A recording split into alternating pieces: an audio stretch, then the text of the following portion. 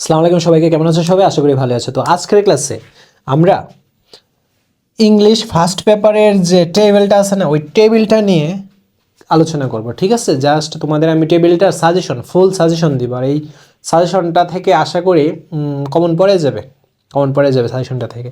So অবশ্যই সাজেশনটা থেকে কমন পাওয়ার জন্য কী করতে হবে? সাজেশনটা তো ভালোভাবে পড়তে হবে।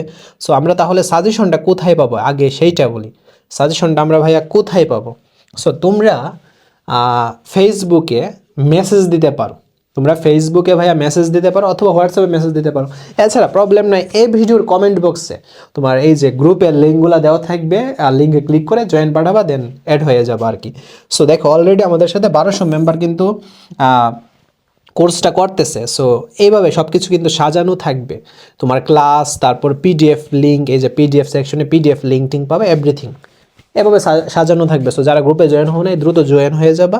সো এখন আসি আমরা সাজেশনটা নিয়ে। ওকে, সো দেখো এই যে আমরা এই সাজেশনটা, এটা কিন্তু ফার্স্ট পেপারের টেবিলের সাজেশন। সো এখন এই যে টেবিল, সো এখন তোমরা বলতে পারো ভাইয়া টেবিলের কি কোনো রুলস আছে কিনা? না ভাইয়া, টেবিলের কোনো রুলস নাই। টেবিলটা পারার জন্য অবশ্যই তোমাদের অর্থ জানা থাকতে হবে। অর্থ না জানা থাকলে ভাইয়া মানে কাজ হবে না, ফুল অ্যান্সার করতে পারবে না। সো তার জন্য ভাইয়া কী করতে হবে? অর্থ তো জানা থাকতে হবেই, প্লাস আমাদের কিছু প্র্যাকটিস প্রয়োজন। প্র্যাকটিস না করলে কোনো লাভ হবে না।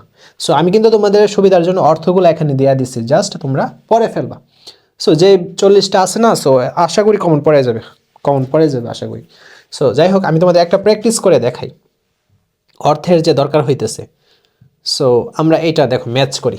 Early rising is very important, সকালে ঘুম থেকে ওঠাটা গুরুত্বপূর্ণ। স্পেশালি টু আই স্টুডেন্ট, বিশেষ করে একজন ছাত্রের জন্য। বাট আমি যেভাবে ম্যাচিং করছি, তোমরা যে পরীক্ষায় ম্যাচিং করবে এভাবে না। তোমরা মূলত অ্যান্সারটা এভাবে লিখবা, যেমন এ দিবা, দিয়া আর্লি রাইজিং ভেরি ইম্পর্টেন্ট কথাটা লিখবা, তারপর স্পেশালি এই সবটা কথা এক লাইনে জড়াই দিবা। সো অ্যান্সার এভাবে কিন্তু ম্যাচ করলে হবে না, বক্স করবা, কইরা কইরা ম্যাচ করবা, তাহলে কিন্তু নম্বর দিবে না, বুঝছি? So it gives enough time to, এটা দেয় আমাদের এনাফ টাইম টু। এই যে একটা টেকনিক দেখো, টু এর পর সবসময় ভার্বের প্রথম রূপ হবে। তো আমরা দেখি ইট গিভস এনাফ টাইম, এটা দিয়ে আমাদের পর্যাপ্ত সময়। টু কি? টু প্রিপেয়ার, এই যে এটা ভার্ব, দেখছো? টু প্রিপেয়ার লেসন প্রপারলি, আমাদের সঠিকভাবে পাঠ প্রস্তুত করতে। সো তাহলে এইটার সাথে এইটা যাবে। এখন টেকনিক দ্বারাও কিন্তু আমি সলভ করে ফেলতে পারতেছি, গ্রামার দ্বারা। সো এরকম টেকনিক জানা থাকলে হবে, বাট সব শেষে আমাদের অর্থটা যেন মিলে। সো অর্থ important. So it also keep the body, এটা শরীরকে রাখে কি? ফ্রেশ অ্যান্ড অ্যাক্টিভ, সতেজ এবং সক্রিয়।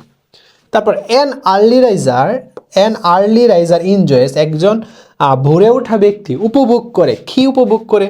এই যে বুথ হেলথ অ্যান্ড সাকসেস, স্বাস্থ্য এবং সাফল্য উভয়ই উপভোগ করে, বুঝছি?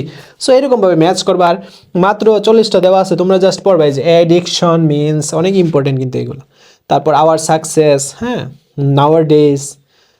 সো তোমাদের যদি, হ্যাঁ আরেকটা কথা, ধরো তোমাদের কমন পড়ে নেই, বাট দেখো এই যে এইগুলো এভাবে আছে, কোনটার সাথে কোনটা যাবে, অর্থ মিলে তোমরা এভাবে শেষ করে ফেলবে। এখানে এই যে দ্য ডার্কনেস অফ ইগনোরেন্স, এই অর্থগুলা কি বেশি কঠিন?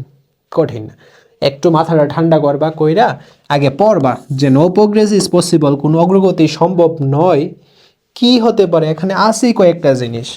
হ্যাঁ, কোনো অগ্রগতি সম্ভব নয় কি? উইদাউট এডুকেশন, শিক্ষা ছাড়া, বা উইদাউট এডুকেটেড সিটিজেন, শিক্ষিত নাগরিক ছাড়া, বুঝছ? এডুকেশন রিমুভস, শিক্ষা দূর করে, দ্য ডার্কনেস অফ ইগনোরেন্স, এগুলো কি বেশি কঠিন? সো আমাদের এই টাইপেরই কিন্তু পরীক্ষায় আসবে। সো এই 40টা প্র্যাকটিস করলে আশা করি পারবা, আশা করি পারবা, বুঝছিবে?